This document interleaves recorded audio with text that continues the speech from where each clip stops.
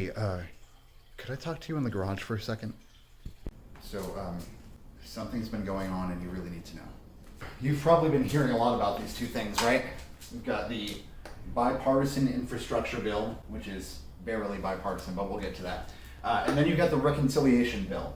You've probably heard these two things a lot, and it's really important that you know what the fuck it is. So let's start here, the bipartisan infrastructure bill, which could also probably be called the business-friendly infrastructure bill.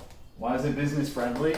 Because $1.5 trillion will go straight from your paycheck to multiple corporations. This bill is 2,700 pages long. It includes $21.5 billion for the Department of Energy's favorite pet projects nationwide. It includes $73 billion for energy corporations. I'm talking your gas companies, your electric companies, whoever it is that you're paying your utility bill every month.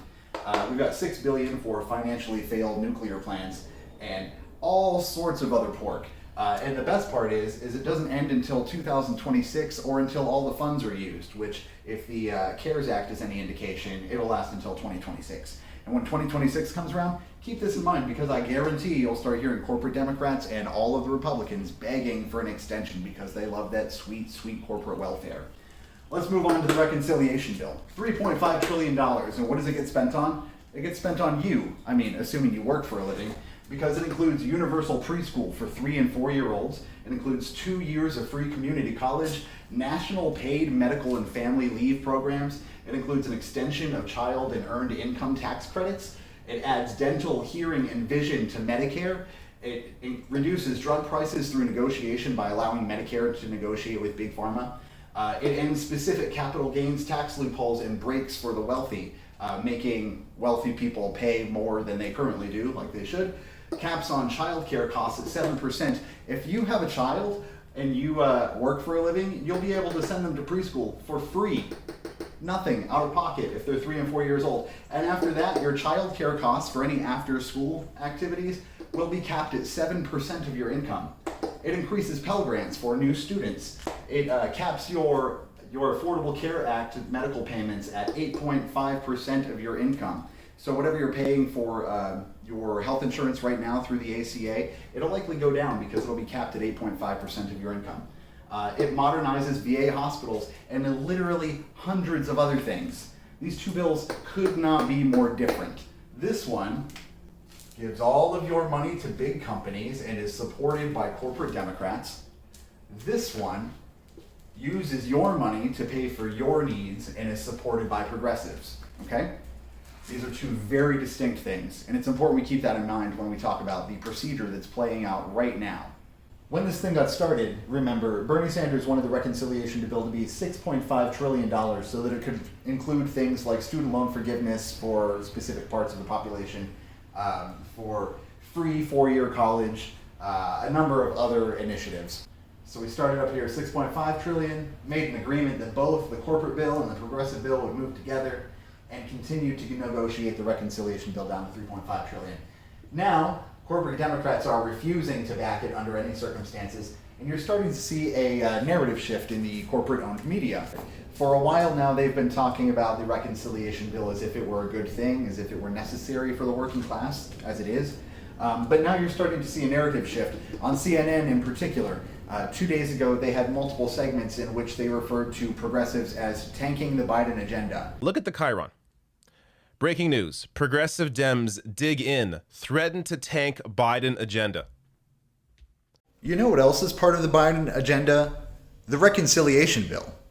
The one that he's been talking about for months now. That's part of the Biden agenda. Isn't it strange that corporate-owned media staffed by multimillionaires aren't on the air all the time talking about how corporate Democrats are threatening to tank the Biden agenda?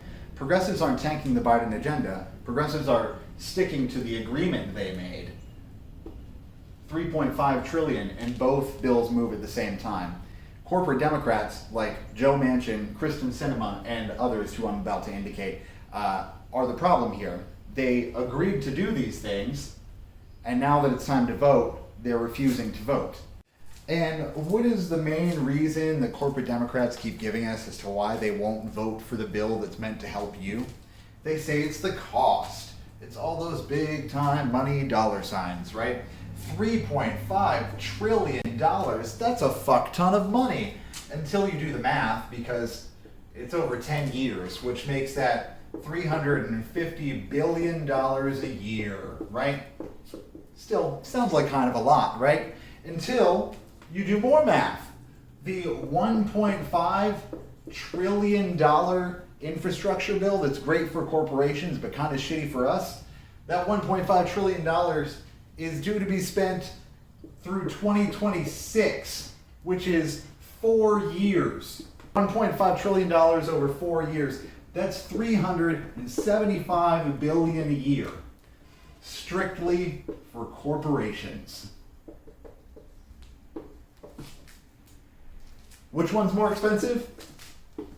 Which number's higher, 375 or 350? The Biden agenda hangs in the balance. The Biden legacy, the Biden presidency.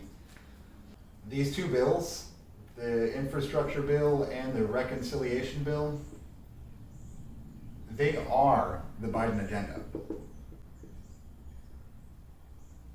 And corporate Democrats are saying they won't vote for it unless they get their way. And progressive Democrats are saying they will only vote for both bills at the same time. So with the first vote being this coming Monday, the day after tomorrow, we're kind of at an impasse. And with the 2022 midterm election season starting in really just a couple of weeks, this agenda is starting to look dead on arrival, which could end up being big time good news for those neo-fascists, the Republicans.